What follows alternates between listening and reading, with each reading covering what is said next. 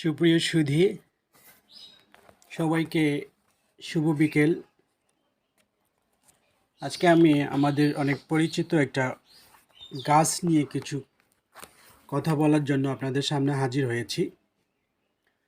আপনার ছবিতে রাস্তার দুধারে যে লম্বা এবং দ্রুত বর্ধনশীল গাছগুলো দেখতে পাচ্ছেন, এগুলো গাছকে আমরা সবাই চিনি ইউক্যালিপটাস হিসাবে। কিন্তু এই ইউক্যালিপটাস গাছে আরও একটা নাম আছে, বিশেষ করে আমাদের ভারতীয় উপমহাদেশের কিছু দেশে, বিশেষ করে বাংলাদেশ ও ভারতে এই গাছগুলোকে নীলগিরি বা নীলগিরি গাছ হিসেবে পরিচিত অনেকটা।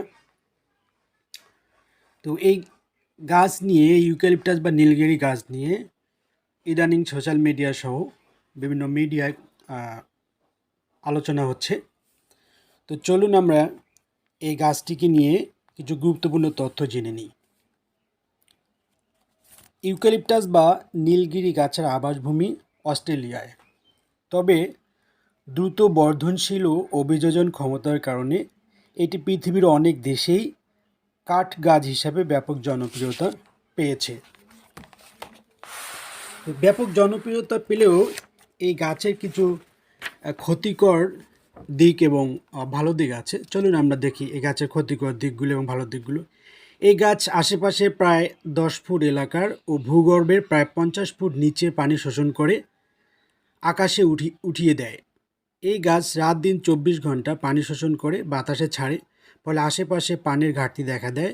এই গাছের আশেপাশে অন্য প্রজাতির গাছ জন্মাতে পারে না।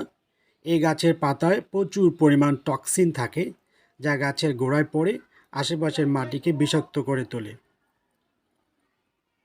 আপনারা আরেকটা বিষয় লক্ষ্য করে দেখবেন যে এই গাছে কখনো পাখি বাসা বাঁধে না।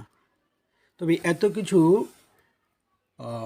অসুবিধা থাকার পরেও, এত কিছু ক্ষতি করার পরেও এই গাছে কিছু উপকারিতা আছে। যেমন এই গাছ কাঠ হিসেবে ব্যবহৃত হয়, স্বাদিষ্ট মধু তৈরিতে ব্যবহৃত হয়, গাছের তেল অ্যান্টিসেপটিক ও পরিষ্কারক হিসেবে ব্যবহার করা হয়, কচি পাতা রোদে শুকিয়ে গুঁড়া করে খেলে সর্দি কাশি নিরাময় হয়। সুপ্রিয় সুধী, তবে আসুন আমরা এই ইউক্যালিপটাস গাছের ক্ষতিকর দিকগুলো থেকে দূরে থাকি এবং রোপণ থেকে বিরত থাকি, আমাদের পরিবেশকে সুস্থ সুন্দর রাখি।